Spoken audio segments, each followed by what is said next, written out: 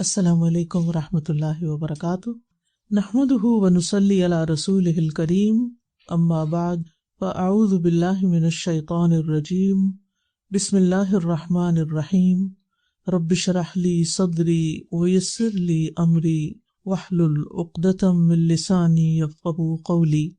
جب فرشتے ابراہیم علیہ السلام کے پاس انسانوں کی شکل میں مہمان بن کر آئے اور سلام کیا تو وہ بہت خوش ہوئے، بہت مہمان نواز تھے، تو مہمانوں کی آمد پر خوش ہوئے اور ہم مہمانوں کی آمد پر پریشان ہوتے ہیں۔ یہی فرق ہے ہم میں اور ان میں۔ لیکن جب انہوں نے کھانے کی طرف اور گوشت کی طرف جو ان کے لیے تیار کر کے لائے تھے ہاتھ نہیں بڑھایا تو ابراہیم علیہ السلام کو شبہ ہوا کہ شاید یہ کسی بری نیت کے ساتھ آئے ہیں، اس لیے کھا نہیں رہے۔ تو فرشتوں نے ان کو فوراً بتایا کہ ہم اللہ کے فرشتے ہیں، آپ ہم سے نہیں ڈریں، ہم آپ کو ایسے بیٹے کی خوشخبری دیتے ہیں جو بڑا عالم ہوگا۔ ابراہیم علیہ السلام نے کہا کہ تم مجھے بڑھاپے کے باوجود ایسی خوشخبری دے رہے ہو، یہ کیسی عجیب بات ہے۔ انہیں یقین نہیں آیا اس خوشخبری پر، یعنی کیسی انہونی بات ہے، یہ انہونی خوشخبری ہے۔ تو فرشتوں نے کہا کہ ہم نے آپ کو یقینی بات کی خوشخبری سنائی ہے اور یہ اللہ کا وعدہ ہے، اللہ کا فیصلہ ہے اور وہ ہر چیز پر پوری قدرت رکھتا ہے، تو آپ نا امید نہ ہوں۔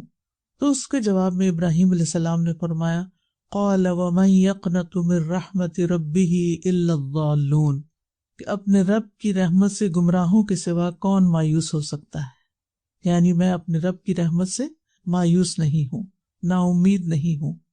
تو نا امیدی جو ہے وہ گمراہی کے باعث ہوتی ہے۔ مومن ہر حال میں چاہے حالات کیسی بھی ہوں مایوس نہیں ہوتا، نا امید نہیں ہوتا، اپنی ہوپ نہیں چھوڑتا۔ اور یہاں پر مایوسی کے لیے لفظ قنوط استعمال ہوئے، یقنطو، یأس یا مایوسی بھی عربی کا لفظ ہے، لیکن قنوط جو ہے وہ اشد الیأس ہوتا ہے، یعنی مایوسی میں بھی بہت زیادہ مایوسی کا ہونا، انتہا درجے کی نا امیدی۔ اور انتہا درجے کی نا امیدی جو ہے یہ کبیرہ گناہوں میں سے ایک ہے اور گمراہ لوگوں کی صفات میں سے ہے۔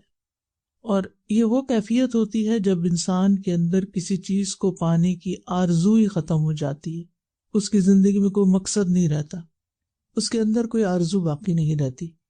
حسن بصری کہتے ہیں قنوط یہ ہے کہ انسان تنہائی میں اللہ سبحانہ وتعالیٰ کے فرائض ادا کرنا چھوڑ دے۔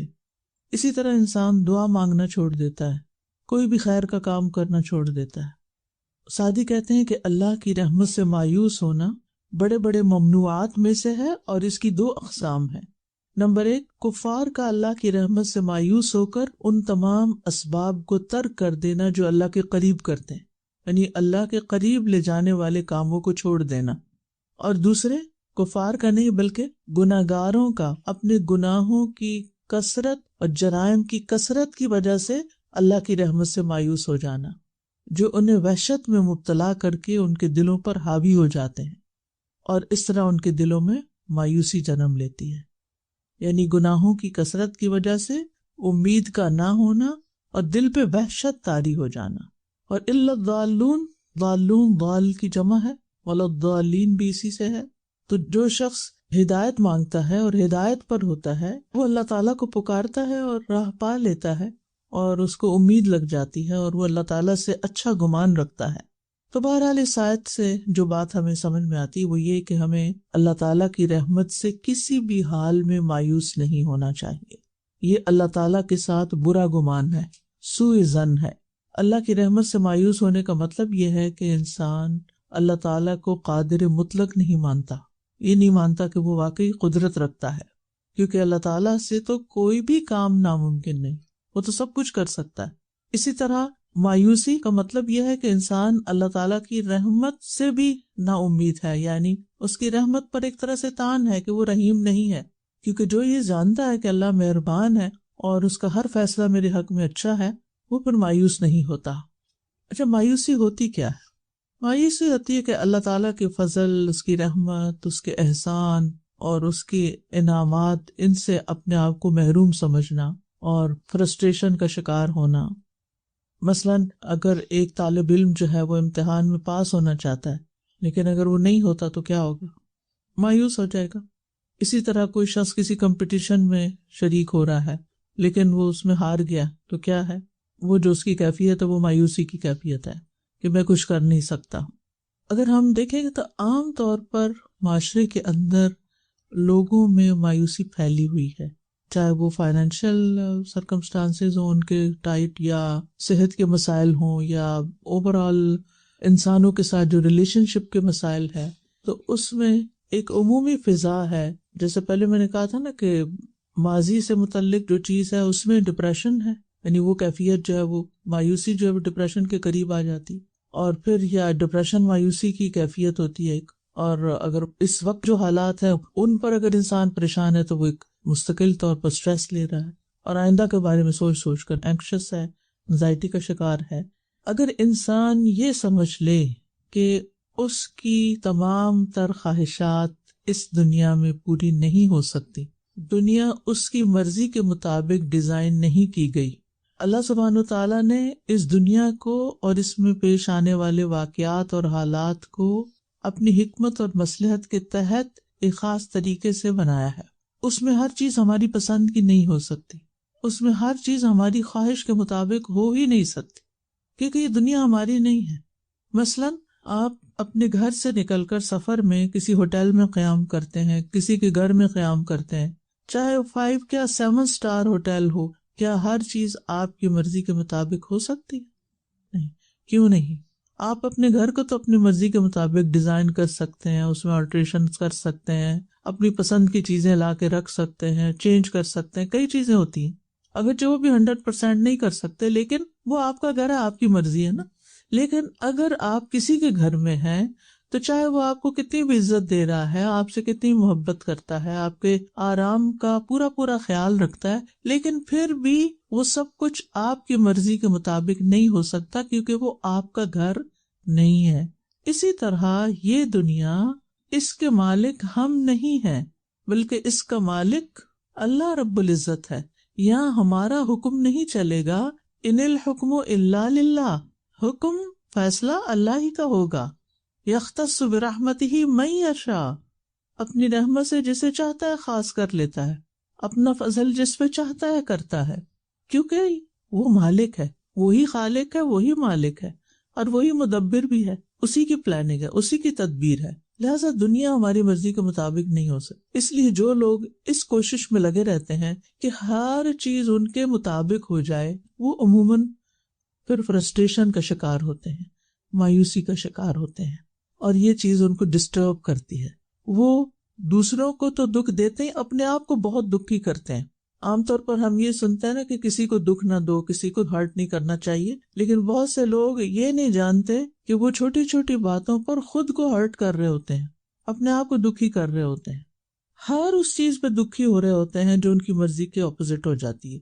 اگر کھانا مرضی کا نہیں پکا، کوئی ریسیپی مرضی کے مطابق کام نہیں کی، کوئی چیز خریدی اور وہ مرضی کے مطابق نہیں، آرڈر کیا آپ نے امیزون سے، اور وہ جب کھولی تو کچھ اور ہی نکلی. آپ نے دیکھا ہوگا بعض اوقات تصویروں میں کوئی چیز اتنی بڑی نظر آ رہی ہوتی ہے، اور جب وہ آتی ہے تو وہ بالکل ایک چھوٹی سی ہوتی ہے، اور بعض چیزیں چھوٹی نظر آ رہی ہوتی ہیں اور جب وہ آتی ہیں تو وہ آپ کے سائز کے مطابق نہیں ہوتی. آپ سب نے اس کا ایکسپیرینس کیا ہوگا. یہ چیزیں ہماری زندگی میں ہر لمحہ پیش آ رہی ہوتی. تو جو لوگ ان حالات کو ایکسپٹ کر لیتے ہیں اور ایڈجسٹ کر لیتے ہیں، عقل سے کام لیتے ہیں، حکمت سے کام لیتے ہیں، وہ مطمئن رہتے ہیں، پرسکون رہتے ہیں. وہ چھوٹی چھوٹی باتوں پہ کہتے ہیں اچھا پھر کیا ہوا، کوئی چیز گری ٹوٹ گئی، اچھا پھر کیا ہوا، تو کوئی بات نہیں، تو کیا ہو گیا، سو واٹ.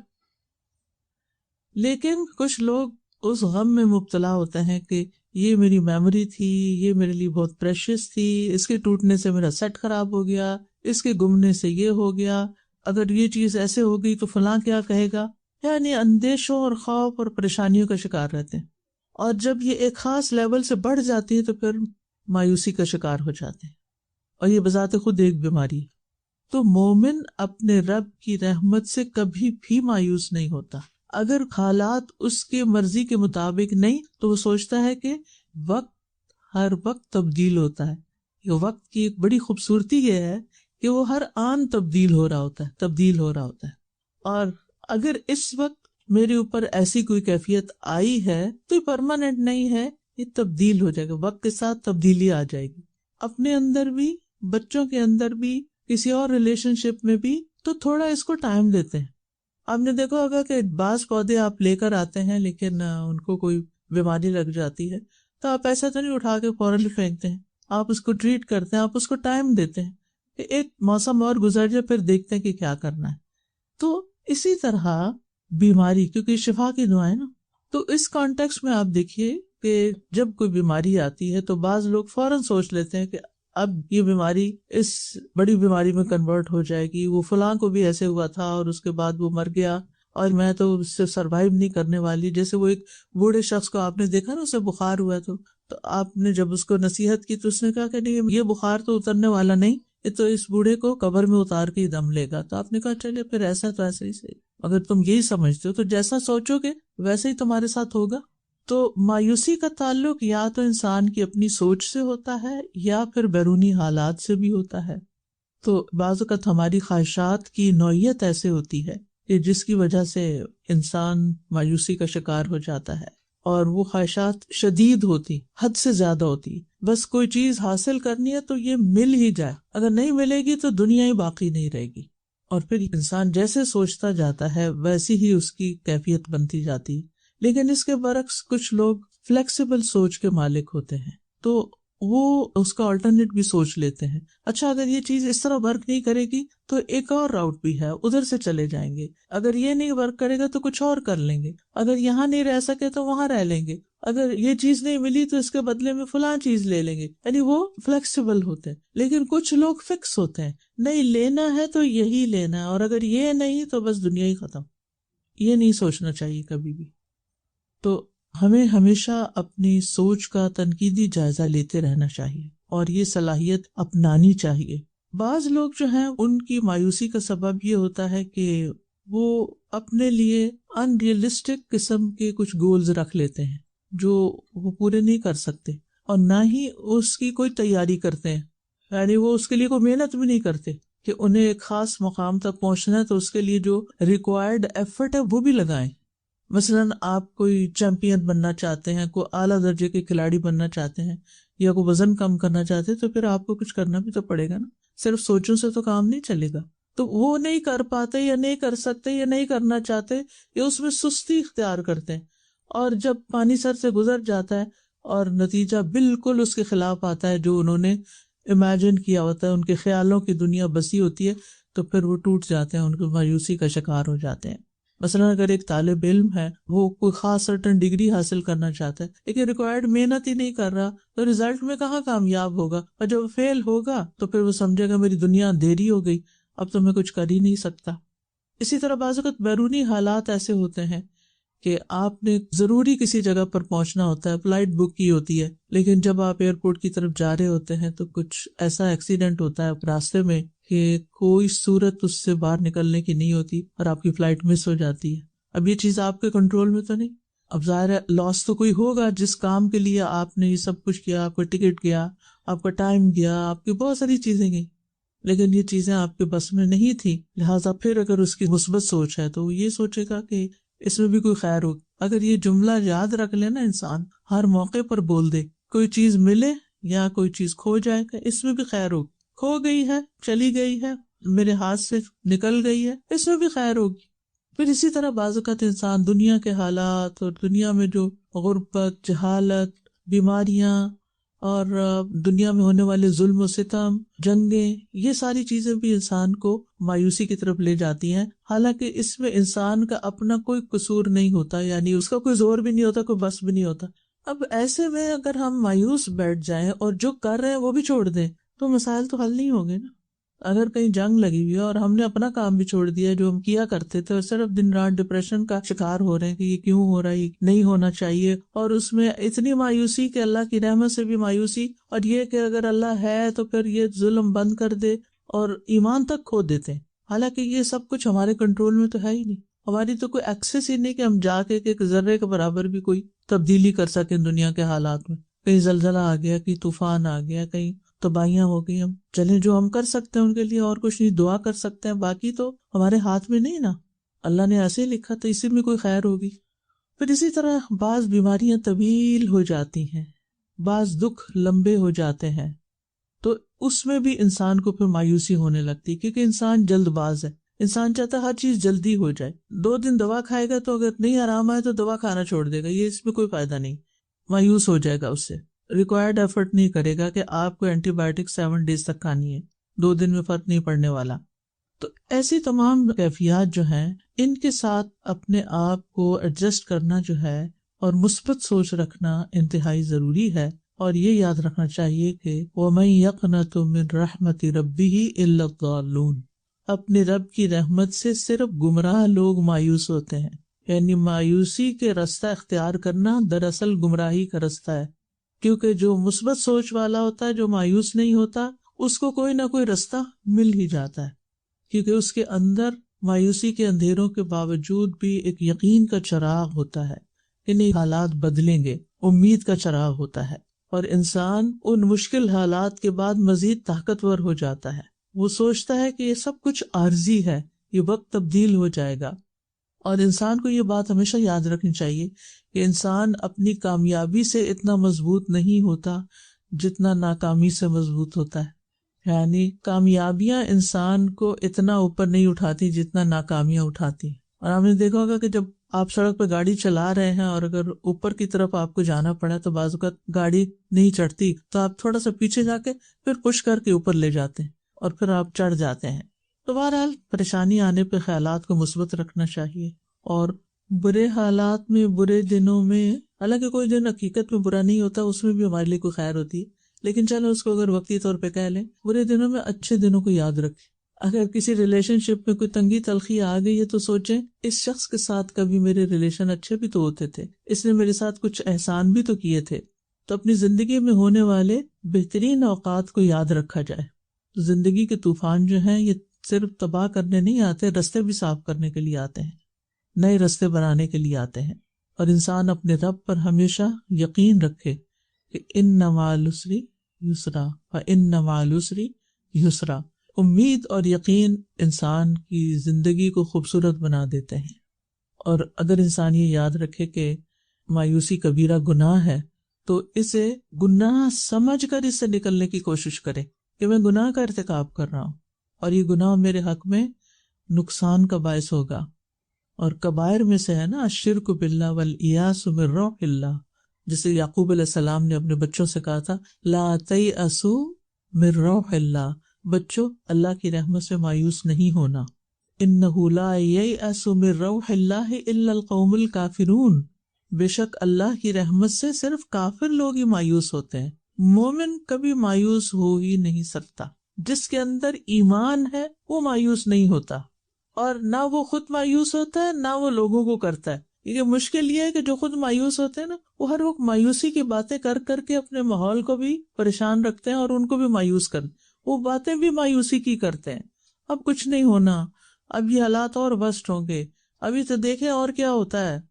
حالانکہ اللہ سبحانہ تعالیٰ سیجعل اللہ بعد عسر یسرا، اللہ تنگی کے بعد ایک اور آسانی پیدا کر دیتا ہے.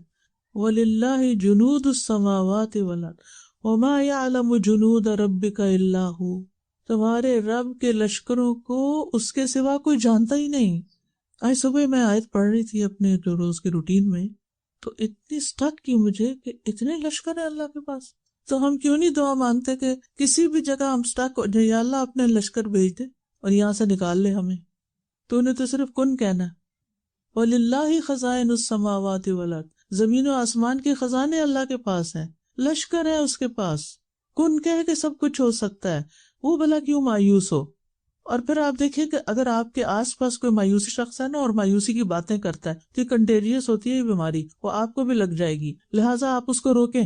نہیں انل منکر تو ویسے بھی ہے نا ہمارے دین میں، اس کے الٹ بات کریں تاکہ اس کو جرأت نہ ہو یا یہ کہ وہ آگے نہ بڑھے. مایوسی کی بات کرے نا تو اسے کاؤنٹر کرے اور کوئی اچھی پازیٹیو بات اس کو سنائے.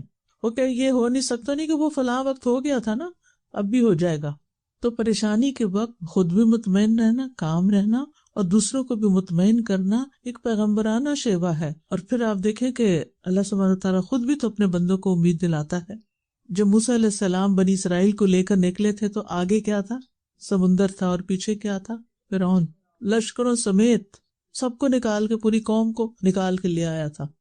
تو اس وقت ان کا حال کیا ہوا ہوگا؟ اپنے آپ کو وہاں رکھ کے دیکھیں. موسیٰ علیہ السلام نے اس کو کیا فرمایا؟ انما معی ربی سیہدین، میرے ساتھ تو میرا رب ہے، وہ مجھے ہدایت دے گا۔ فرعون کے دربار میں جب موسیٰ علیہ السلام اور ہارون علیہ السلام جا رہے تھے تو پریشان تھے، اللہ تعالیٰ نے کیا فرمایا؟ لا تخافا اننی معکما اسمع و ارا، ڈرنے کی ضرورت نہیں، میں تم دونوں کے ساتھ ہوں، میں سن بھی رہا ہوں، دیکھ بھی رہا ہوں، تم جاؤ۔ عام طور پر آپ دیکھیں کہ جیسے بچے کو آپ کوئی چیز کہتے ہیں نا، اچھا جاؤ کرو کرو، میں دیکھ رہی ہوں تمہیں کچھ نہیں ہوتا، تو جو مائیں کہتی نہیں مت جاؤ کچھ ہو جائے گا۔ یہ دو طرز عمل ہے نا، ایک ماں ہوتی ہے جو بچے کو بہادر بناتی ہے، جاؤ کرو، کچھ ہوا تو میں ادھر ہوں، میں ہیلپ کروں گی، اور دوسری کہ نہ ہاتھ نہیں لگانا، ادھر ٹچ بھی نہیں کرنا، ادھر مت جانا، کوئی ایکسپیرینس نہیں کرنے دیتے بچوں کو، اور بزدل بچے پیدا کرتی۔ یوسف علیہ السلام کیسے کیسے حالات سے گزرے، اپنے بھائی کو پریشان دیکھ کر کیا کہتے ہیں؟ انی انا اخوک فلا تبتئس، میں تمہارا بھائی ہوں، تم غم نہ کرو، رنج نہ کرو، پریشان نہ ہو۔ وہ بھائیوں کے رویے پہ پریشان تھے نا، جو ان کے ساتھ ہوتا رہا اور پھر جو انہوں نے اس موقع پر کیا۔ موسیٰ علیہ السلام جب مدین پہنچے تو مدین میں انہوں نے، شعیب علیہ السلام تھے جو بھی بزرگ تھے، انہوں نے کیا کہا؟ لا تخف نجوت من القوم الظالمین، مت ڈرو، ظالم قوم سے نجات پا گئے ہو۔ حضرت ابوبکر کو نبی صلی اللہ علیہ وسلم نے غار ثور میں کیا فرمایا تھا؟ لا تحزن ان اللہ معنا، غم کرنے کی ضرورت نہیں، اللہ ہمارے ساتھ ہے، یقینی طور پر اللہ ہمارے ساتھ ہے۔ تو یہ ساری چیزیں کتنی زیادہ امید دلاتی ہیں۔ خندق کھودے جا رہی تھی، غزوہ خندق کے موقع پتھر آ گئے، مشکل وقت آ گیا، صحابہ سے توڑی نہیں جا رہی، آپ نے اس کو توڑا اور ساتھ ہی خوشخبری دی صحابہ کو کہ تم لوگ روم، فارس، یمن کے خزانے پتہ کرو گے۔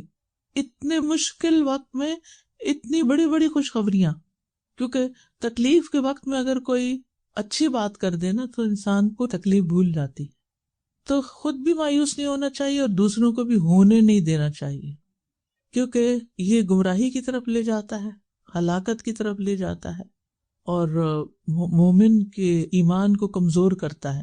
اگرچہ شیطان انسان کے اندر ایسے خیالات پیدا کرتا ہی رہتا ہے اور ان کو کنٹرول کرنے کے لیے پیچھے وسوسوں کا باب پڑ چکے ہیں۔ مایوسی میں ہلاکت ہے انسان کی۔ ابن مسعود کہتے ہیں تباہی دو چیزوں میں ہے، مایوسی اور خود پسندی میں، اور اس کا ایک بڑا نقصان یہ ہوتا ہے کہ انسان نیکی کے کاموں سے پیچھے رہ جاتا ہے، نیکی کے کام چھوڑ دیتا ہے، ان میں سستی اور کمزوری آ جاتی ہے۔ یعنی جو ایک ڈپریشن سا ہوتا ہے نا انسان کو، تو اس میں پھر کچھ کر نہیں سکتا، کرنے کے بے شمار مواقع سامنے ہوتے ہیں لیکن وہ کرتا ہی نہیں۔ تکلیف آئی ہو اذا مسہ الشر کان یئوسا، تکلیف آئی اور کوئی بیماری آئی تو بس اللہ کی رحمت سے شدید مایوس ہو گیا۔ ایک ہوتا ہے یائس اور ایک ہوتا ہے یئوس، فعول کے وزن پر، شدید مایوس۔ اور جتنی زیادہ دنیا کی محبت ہوتی ہے نا انسان کو، اتنا ہی زیادہ دنیا کے نقصان پر وہ پریشان ہوتا ہے اور مایوس ہوتا ہے، اور پھر اللہ تعالیٰ تو اس کی زندگی میں ہوتا نہیں، دعا تو وہ کرتا نہیں، بھروسہ تو ہے نہیں اس کا، توکل تو ہے نہیں، تقویٰ تو ہے نہیں، دعا تو کرنی آتی نہیں، لہٰذا پھر انسان اس مایوسی میں مزید گناہوں کا ارتکاب کرنے لگتا ہے، نافرمانیوں کا۔ عموماً لوگ نشے کی طرف چلے جاتے ہیں، وہ مشکل سے نکلنے کا راستہ نہیں ہوتا بلکہ بڑی مشکل میں پڑنے کا، یا ایسی دوائیاں شروع کر دیتے ہیں کہ جن سے نکلنا ہی مشکل، ان کو بڑھانا ہی پڑتا ہے، دل سے سکینت ختم ہو جاتی ہے، محرومی، غم، پریشانی انسان پہ چھا جاتا ہے، اور یہ چیز دل کے بگاڑ کا سبب بنتی ہے، اور دل کا بگاڑ جب ہو جاتا ہے تو پورا جسم بھی بگڑ جاتا ہے، اور پھر اس طرح نہ صرف یہ کہ انسان دنیا کا نقصان اٹھاتا ہے، آخرت میں بھی نقصان اٹھاتا ہے۔ اللہ تعالیٰ کی بخشش سے اگر کوئی مایوس ہو جائے، نا امید ہو جائے کہ اللہ مجھے نہیں بخشے گا، میرے گناہ معاف نہیں ہوں گے، میرا پتہ نہیں کیا ہوگا، اور مایوسی کی حد تک پریشانی، تو پھر ایسی صورت میں انسان واقعی محرومی ہو جاتا ہے۔ رسول اللہ صلی اللہ علیہ وسلم نے فرمایا 3 آدمیوں کے بارے میں کچھ نہ پوچھو، کہ مطلب یہ کہ انہیں کتنا عذاب ہوگا۔ ایک تو وہ آدمی جو اللہ عز و جل سے اس کی چادر لینے میں جھگڑا کرے، یعنی تکبر کرے، کہ اللہ کی اوپر کی چادر کبریائی اور نیچے کی چادر عزت ہے، یعنی بڑا بننا چاہے اور کہے کہ بس سب میری عزت کریں۔ دوسرا وہ آدمی جو اللہ کے کاموں میں شک کرے، اور تیسرا اللہ کی رحمت سے مایوس ہونے والا۔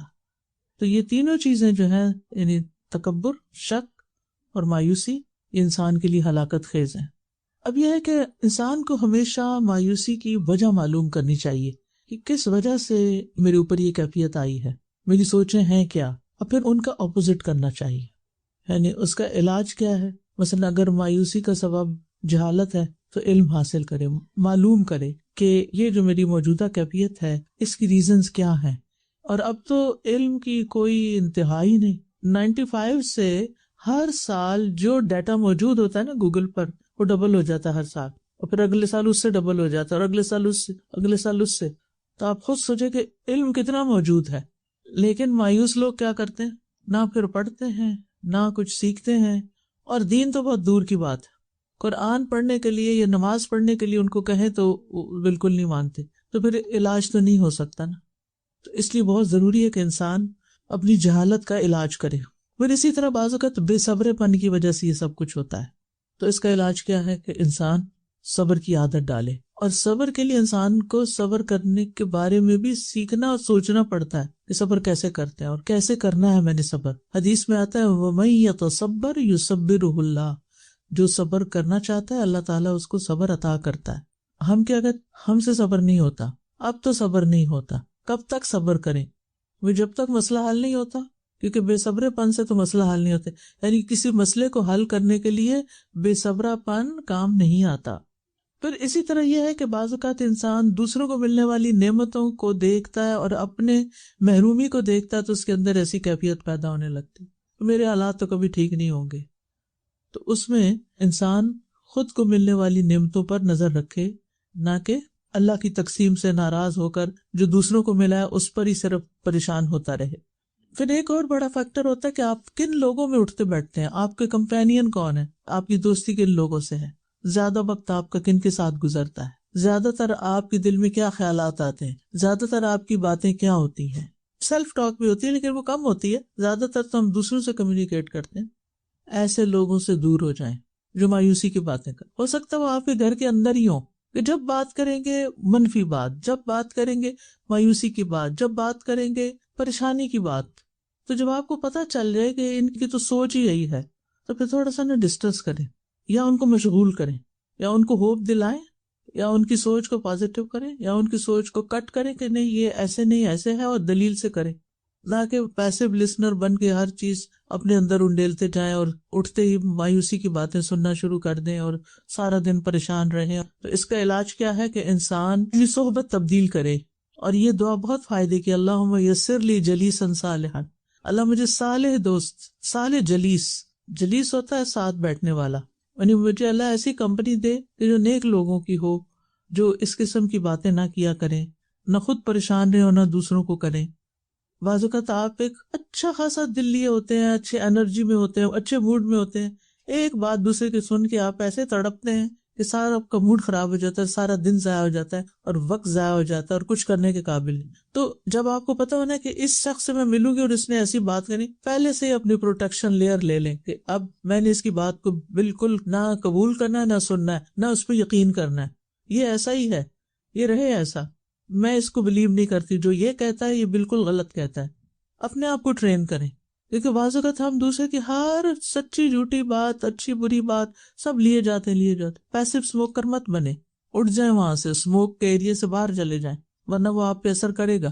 تو بہرحال وجوہات جانیں، ناممکن خواہشات کو ختم کریں، احساس کمتری کا شکار نہ ہوں، دوسروں سے زیادہ توقعات نہ رکھیں، مزاح کی عادت ڈالیں، خوش رہنا سیکھیں، اپنے ڈوپامین میں اضافہ کریں. اپنا جائزہ لینا، میں کس چیز سے خوش ہوتا ہوں، کس کی کمپنی میں خوش ہوتا ہوں، کیا کام کر کے خوش ہوتا ہوں.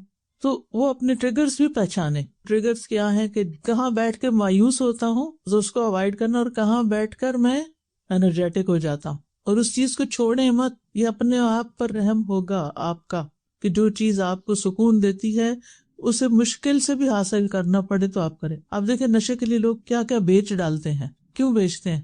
کیونکہ وہ نشہ کر کے ان کو سکون ملتا ہے نا. لیکن ہمیں اگر ایک پازیٹیو چیز جو اللہ کا ذکر ہے، اللہ کی کتاب ہے، اچھے لوگوں کا ساتھ ہے، اس سے ہمارے دکھ درد غم کچھ کم ہو جاتے ہیں، تو ہم سمجھتے نہیں میرے حالات بڑے خراب ہو گئے ہیں، اب میرا نہیں خیال کہ میں زیادہ یہ کام کر سکوں گی، پڑھ سکوں گی، مزید کچھ سیکھ سکوں گی. آپ اپنے آپ پہ ظلم کر رہے ہیں. جو چیز آپ کے لیے سکون کا باعث ہے آپ اسے چھوڑ رہے ہیں، لہٰذا آپ یہ نہیں کر سکتے، یہ اپنے اوپر ظلم ہوگا. تو آپ کو خود پہچاننا ہوگا کہ کیا چیز آپ کو نقصان دیتی ہے اور کیا چیز آپ کے لیے فائدہ مند ہے. اپنا خیال خود رکھیے، اپنا خیال رکھیے گا، ٹھیک ہے. صرف دوسروں کے مشوروں پہ مت چلیں، کیونکہ بہت سے لوگ جو آپ کے اندر کو نہیں جانتے کہ آپ کی خوشی کس چیز میں ہے، وہ آپ کو طرح طرح کے مشورے دیں گے، یہ کر لو، وہ کر لو، یہ سے مسئلہ حل ہو جائے گا۔ نہیں، کچھ نہیں، آپ کو پتا ہونا چاہیے کہ آپ کو کیا چیز سکون دیتی ہے، کیا چیز باعث راحت ہے، کیونکہ مشکلات بھری دنیا میں اگر کوئی جائے پناہ ہے تو اللہ کا ذکر ہے، یہ ذکر کی مجلسیں ہیں، اور ان کو چھوڑ کر انسان تپتی دھوپ میں جا نکلتا ہے یہ سوچ کر کہ شاید یہاں کوئی مہربان مل جائے گا، تو یہ انسان کی غلط فہمی ہے۔ السلام علیکم ورحمۃ اللہ وبرکاتہ۔ استاذہ، جب اکثر و بیشتر یہ واٹس ایپ کے گروپس جو ہوتے ہیں اس میں اتنی مایوسی کی باتیں کرتے ہیں، اور یہ کہ جو دنیا میں جنگیں ہو رہی ہیں اور ظلم ہو رہا ہے، میں کیسے جیوں گی؟ میں نے کہا آپ کا کوئی قصور نہیں، آپ دعا کر رہے ہیں، مدد کر رہے ہیں، اللہ سبحانہ تعالیٰ نے تو آپ کو مکلف ہی نہیں کیا اس چیز کا کہ آپ اس کے لیے جواب دہ ہوں گے۔ اور دوسری چیز استاذہ، یہ جو آپ نے کہا ہے نا کہ یہ کبیرہ گناہ ہے، یعنی یہ جو پہلی بات آپ نے کی نا، تو مجھے بعض اوقات لوگوں کی نفسیات پہ حیرت ہوتی ہے کہ کس طرح سوچتے ہیں کہ جو چیز ان کے بس میں نہیں اس کے بارے میں تو اس قدر پریشانی کا اظہار ہے، اور جو چیز وہ کر سکتے ہیں اور کر کے کسی کو فائدہ پہنچا سکتے ہیں، ہو سکتا ہے وہ نیکسٹ ڈور نیبر ہو سکتا ہے وہ آپ کے اپنے گھر میں کوئی بزرگ یا بیمار پڑا ہوا ہو کہ جو آپ کی مدد کا منتظر بیٹھا ہو، اس طرف توجہ ہی نہیں ہے۔ دیکھیں، چونکہ بیماری کے کانٹیکس میں بات ہو رہی ہے نا، کہ اگر کوئی شخص بیمار ہے اور اس کی بیماری آہستہ آہستہ ورس ہوتی جا رہی، اب آپ اس کو کیسے کریں گے؟ کہیں گے کہ آپ مایوس نہ ہو، آپ ٹھیک ہو جائیں گے۔ ٹھیک ہے، یہ تو کہہ سکتے ہیں، کوئی بھی معجزہ ہو سکتا ہے، ٹھیک ہو سکتے ہیں، لیکن اگر وہ نہیں ٹھیک ہوا اور فوت ہو گیا تو بھی مایوس ہونے کی ضرورت نہیں، کیونکہ وہ گناہوں سے پاک صاف ہو کے جا رہا ہے۔ اللہ سے اچھی امید ہے کہ وہ اس دنیا کی مصیبت سے نکل کر آخرت کی راحت کی طرف چلا گیا۔ مومن کے لیے تو موت راحت بنتی ہے۔ استاذہ جی، ہمیں تو جیسے قیامت بھی آ رہی ہے تو اس وقت بھی مایوس نہ ہونے کا حکم ہے نا، کہ درخت لگا رہے ہو تو اپنا حصے کا کام کرتے جاؤ، لگا دو، تو قیامت الٹیمیٹ جس میں ہے، لیکن اس وقت بھی اللہ کی رحمت سے مایوس نہیں ہونا، اس کے ہاتھ میں تو ہر چیز ہے۔ بالکل، یعنی جب پتا ہے کہ دنیا ختم ہی ہو رہی ہے، لیکن ہمیں کیا حکم ہے کہ اگر پودا لگا سکتے ہو تو اس وقت بھی لگا دو، وہ نیکی بھی کاؤنٹ ہو جائے گی۔ وہ اپنی رحمت کے ساتھ خاص کر لیتا ہے جسے وہ چاہتا ہے، اور اللہ بڑے فضل والا ہے۔ سورۃ آل عمران کی آیت ہے۔ ہر دور میں ایسا ہوتا رہا ہے کہ لوگ اسلام کے بارے میں شکوک و شبہات پیدا کرنے کی کوشش کرتے ہیں، سازشیں کرتے ہیں، اور مسلمانوں کے خلاف پروپیگنڈا کرتے ہیں، اور لوگوں کو یعنی ایک طرح سے مایوس کرتے ہیں۔ اور خاص طور پر جس کانٹیکس میں آیت نازل ہوئی وہ یہ تھا کہ کچھ لوگوں کو، یہود کو بھی اور مشرکین کو بھی، یہ اعتراض تھا کہ نبوت محمد صلی اللہ علیہ وسلم کو کیوں دے دی گئی ہے، وہ زیادہ اہل تھے اس کے۔ بنی اسرائیل کو یہ تھا کہ نبوت بنی اسرائیل میں آنی چاہیے، اور مکہ کے لوگوں کو یہ تھا کہ یہ دو بڑے شہروں میں سے کسی بڑے آدمی پر یہ نبوت آتی، محمد صلی اللہ علیہ وسلم پر کیوں آئی؟ تو اللہ تعالیٰ نے فرمایا یختص برحمتہ من یشاء، یہ تو اللہ کا فیصلہ ہے نا، جس کو چاہتا ہے خاص کرتا ہے اپنی رحمت کے ساتھ، اور اللہ بڑے فضل والا ہے۔ یعنی اللہ جس قوم پر چاہے فضل کرے اور جس انسان پر چاہے فضل کرے۔ اور فضل کیا ہوتا ہے؟ حق سے زیادہ کسی کو، زائد کو کہتے ہیں نا فضل، یعنی جو ہم ڈیزرو نہیں کرتے لیکن ہمیں اللہ تعالیٰ اپنی رحمت سے عطا کر دیتا ہے۔ حقیقی فضل جسے ہمیں فضل سمجھنا چاہیے وہ دین کی سمجھ، دین کا فہم ہے، نیک اور صالح لوگوں کی صحبت نصیب ہونا، لوگوں کے ساتھ معاملہ اچھا ہونا، رویہ اچھا ہونا، اچھے ریلیشن شپ میں ہونا، اپنے وقت کا صحیح استعمال کرنے کے قابل ہونا، آخرت کی فکر لگ جانا، اخلاق کے اندر صدق، امانت کا ہونا، نیک کام کرنے کی توفیق مل جانا، انسانوں کی خدمت کی توفیق مل جانا۔ حدیث میں آتا ہے، عبداللہ بن عمر رضی اللہ عنہ سے مروی ہے کہ رسول اللہ صلی اللہ علیہ وسلم نے ارشاد فرمایا، 4 باتیں اور 4 خصلتیں ایسی ہیں اگر وہ تمہیں نصیب ہو جائیں تو دنیا کے فوت ہونے اور ہاتھ نہ آنے میں کوئی مذائقہ اور گھاٹا نہیں۔ امانت کی حفاظت، باتوں میں سچائی، حسن اخلاق، اور کھانے میں احتیاط اور پرہیزگاری۔ یعنی جس شخص کے اندر یہ 4 باتیں آ جائیں، سمجھو اس پر اللہ کا فضل ہو گیا۔ لیکن عام طور پر ہم فضل کس کو سمجھتے ہیں؟ کسی کے پاس مال زیادہ ہے، اس پہ بڑا اللہ کا فضل ہے، اولاد اس کی اچھی ہے، اور حسب نسب اچھا ہے، یہ بڑا عہدہ ملا ہوا ہے اس کو، یا بڑا گھر ہے اس کے پاس۔ آپ نے دیکھا کہ بیک ہوم لوگ گھروں کے اوپر بھی پٹی لگا دیتے تھے، ھذا من فضل ربی، تو اس کا مطلب ہے کہ وہ اس چیز کو فضل سمجھتے۔ ٹھیک ہے، یہ بھی فضل ہے، لیکن دس از ناٹ دی اونلی فضل۔ کہ جس کو آپ فضل سمجھے، اور اگر یہ نہیں تو آپ پر فضل ہی نہیں، آپ پر کوئی اور فضل ہوا ہے اللہ کا جس کو آپ ایکسپلور ہی نہیں کر سکے۔ تو ہمارے ہاں عموماً مال و متاع جو ہے اس کو اللہ کا فضل سمجھا جاتا ہے، جبکہ یہ ایک محدود بات ہے، ایک لمیٹڈ سی چیز ہے۔ اللہ کا فضل جو ہے اس سے کہیں آگے ہے، اور خصوصاً یہاں نبی صلی اللہ علیہ وسلم کے بارے میں کہا گیا کہ یختص برحمتہ من یشاء، اللہ تعالیٰ نے نبی صلی اللہ علیہ وسلم پر فضل فرمایا، اور جو آپ پر فضل ہوا اللہ کا کہ آپ کو نبوت ملی، آپ کے ذریعے انسانیت کو ہدایت ملی، آپ کے درجات بلند ہوئے۔ آپ دیکھیے کہ یہ سعادت آپ کو ملی، لیکن اس کے ساتھ مشکلات کتنی تھی، تکلیفیں کتنی آئیں۔ اگر دنیاوی نقطہ نظر سے دیکھا جائے تو نبی صلی اللہ علیہ وسلم پر کون سا فضل تھا؟ آپ کا گھر بہت بڑا تھا، یا آپ کے پاس رنگ رنگ کے کھانے ہوتے تھے، یا سواریاں طرح طرح کی تھیں، یا آپ کے لباس بڑے شاہانہ تھے، یا آپ کے بیٹوں کی قطار تھی۔ تو اگر ہم اس کو فضل کہتے ہیں تو پھر آپ کے پاس تو اس میں سے کچھ بھی نہیں تھا، جبکہ اللہ تعالیٰ نبی صلی اللہ علیہ وسلم کے بارے میں فرماتے ہیں کہ آپ پر اللہ کا بہت بڑا فضل ہے۔ تو ہمیں اپنی سوچ بدلنے کی ضرورت ہے۔ آپ کیا سمجھتے ہیں کہ آپ پر اللہ کا بہت بڑا فضل کیا ہے؟ کہ اللہ نے اپنے دین کی سمجھ دی ہے، ایک اچھی کمپنی دی ہے، اچھا ماحول دیا ہے، آپ کو صحت دی کہ آپ یہ کام کر سکتے ہیں۔ کتنے لوگ ایسے ہیں، یہ ساری نعمتیں سہولتیں موجود ہیں لیکن وہ اس سے فائدہ نہیں اٹھا رہے۔ تو جب ہم اپنے اوپر اللہ کے فضل کو محسوس کریں گے تو ہی ہمارے اندر سے مایوسی ختم ہوگی۔ اب یہ بیماری کے کانٹیکس میں اس کو سمجھیں۔ بیماری کا آنا اگرچہ تکلیف کا باعث ہے، لیکن اس میں فضل والی کون سی بات ہے؟ گنیے، گناہ معاف ہوتے ہیں، گناہ جڑتے ہیں۔ انسان کی بعض بیماریاں بعض اور چیزوں کا ازالہ ہوتی ہیں۔ ایک چھوٹی بیماری کسی بڑی بیماری کے آنے کو روکتی ہے۔ اللہ تعالیٰ کے قریب ہو جاتا ہے انسان، آرام کا موقع مل جاتا ہے۔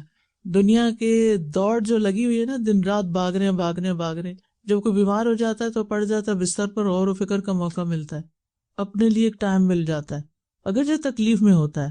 یہ جس کا یہ مطلب نہیں کہ کوئی بیماری مانگے، لیکن اگر بیماری آ جائے تو اس کے مثبت پہلوؤں کو دیکھنا شروع کر دے کہ اس کے ذریعے مجھے کیا ملنے والا ہے۔ اس لیے اپنے ہر حال کو اللہ کا فضل سمجھے۔ ویسے بھی آتا ہے نا، وَبَشِّرِ الْمُؤْمِنِينَ بِأَنَّ لَهُم مِّنَ اللَّهِ فَضْلًا كَبِيرًا۔ اس آیت کو میں ڈیلی پڑھتی ہوں، ڈیلی مجھے بہت انرجی ملتی ہے اس آیت کو پڑھ کے۔ آپ بھی یہ کیا کریں، قرآن مجید پڑھتے ہوئے جن آیات کو پڑھ کے آپ کو ایک خاص قسم کی خوشی، ایک خاص میسج، ایک امید، ایک ہیپینس ملے، ان کو الگ لکھ لیا کریں۔ ایک ڈائری بنا لیں، اس میں اپنی پسندیدہ آیتیں جو ہیں وہ لکھتے جائیں، اور ان کو پھر پڑھا بھی کریں۔ یہ نہیں کہ لکھ کے ڈائری بنا کے رکھ دی، تو آپ کو ہر روز ایک نئی انرجی ملتی ہے۔ کتنی خوبصورت آیت ہے وہ، بشر المؤمنین، اور مومنوں کو بشارت دے دو، خوشخبری دے دو، بِأَنَّ لَهُمْ، کہ ان کے لیے، من اللہ، اللہ کی طرف سے، فضلاً کبیرہ، بہت بڑا فضل ہے۔ سب سے پہلے تو خود ایمان اور اسلام ہی ایک بہت بڑا فضل ہے جس کی اللہ نے ہمیں توفیق دی۔ میں نے شاید آپ سے شیئر کیا تھا یا نہیں، ویکنڈ پر کسی کام سے میں گئی ہوئی تھی تو میری ملاقات ایک چائنیز سے ہوئی۔ تو اور باتوں کے علاوہ میں نے اس سے پوچھا، do you believe in God? کیونکہ میرا دل ہوتا ہے کہ چلے کچھ نہ کچھ اللہ کی بات ہر مجلس میں ہو جائے۔ کہتے God, what is that, what is that? اب اس کا میں نے دو مطلب نکالے۔ ایک تو یہ کہ شاید وہ چائنیز میں گاڈ کا لفظ نہیں ہے، تو ہو سکتا ہے کہ اس کو نہیں سمجھ آئی میری بات، اور دوسرے یہ ہے کہ کبھی اللہ کی بات ہی نہیں ہوئی۔ اگر ایک بلینئر بھی ہے اور اس کو اللہ کی پہچان ہی نہیں، اس کو اللہ کا پتہ ہی نہیں، تو آپ اس کے بلین ڈالرز کو کہیں گے اس پر اللہ کا بہت بڑا فضل ہے؟ کیونکہ ہم تو یہی سمجھتے ہیں، کتنا لکی ہے، کتنا خوش قسمت ہے۔ اور آپ کے پاس اگر $1 بھی جیب میں نہیں ہے، لیکن آپ کا دل ایمان سے، اللہ کی محبت سے بھرا ہوا ہے، اور آپ سمجھے میرے اوپر کوئی فضل ہی نہیں ہے، کتنی عجیب بات ہوگی۔ تو جب کہتے ہیں یختص، خاص کر لیتا ہے، اسپیشل، وہ اللہ کا اسپیشل بندہ ہے، برحمتی، اللہ کی رحمت کے ساتھ، من یشاء، جس کو وہ چاہتا ہے، اور وہ ایمان ہے، قرآن ہے، صحبت صالح ہے، جس کے ساتھ اللہ کا فضل۔ اور پھر ذو الفضل العظیم، عظیم فضل، بہت بڑا فضل، کیونکہ نبوت ملی تھی نا آپ کو، تو اس کی طرف اشارہ ہے نا۔ تو نبوت کے بعد جو درجہ ہے نا، وہ علم والوں کا ہے، انبیاء کے بعد جو درجہ ہے وہ علم والوں کا ہے، اور وہ علم والے جو اس علم پر عمل بھی کرتے ہوں، کیونکہ یہ ایک مشکل راستہ ہے اور اس میں شیطان پیچھے لگا رہتا ہے کہ کچھ اور کرو، یہ چھوڑ دو، کچھ اور کرو، بہت ہو گیا، تھک گئے۔ ہمیں کب تک علم حاصل کرنے کا حکم ہے؟ قبر تک، موت تک۔ هل يستوي الذين يعلمون والذين لا يعلمون، کیا برابر ہو سکتے ہیں علم والے اور جن کے پاس علم نہیں برابر ہو سکتے۔ يرفع الله الذين آمنوا منكم والذين اوتوا العلم درجات، تم میں سے جو لوگ ایمان لائے اللہ ان کے درجے بلند کرتا ہے، اور جو علم والے ان کے تو درجات ہیں، والذین اوتوا العلم درجات، یہ ہے فضلا کبیرہ، فضل عظیم۔ لہٰذا اگر زندگی میں کوئی تکلیف بھی آ جائے تو فوراً انسان سوچے کہ اللہ نے تو مجھے اپنی پہچان دے دیا ہے، اپنا قرآن دے دیا ہے، اپنا دین دے دیا، اپنا علم دے دیا ہے۔ اگر میرے پاس بلینز نہیں ہے تو کوئی بات نہیں، ہوں بھی تو کیا میں وہ سارے کھا سکتی ہوں، اوپر لگا سکتی ہوں؟ کیا کریں گے ہم اس کا؟ پریشان ہی ہوں گے نا ان کو رکھ کے۔ تو اللہ تعالیٰ ہمیں صحیح سمجھ دے۔ چلیے آج کے لیے اتنے کافی ہے۔ وآخر دعوانا ان الحمد للہ رب العالمین۔ سبحانک اللہم وبحمدک، اشہد ان لا الہ الا انت، استغفرک واتوب الیک۔ السلام علیکم ورحمۃ اللہ وبرکاتہ۔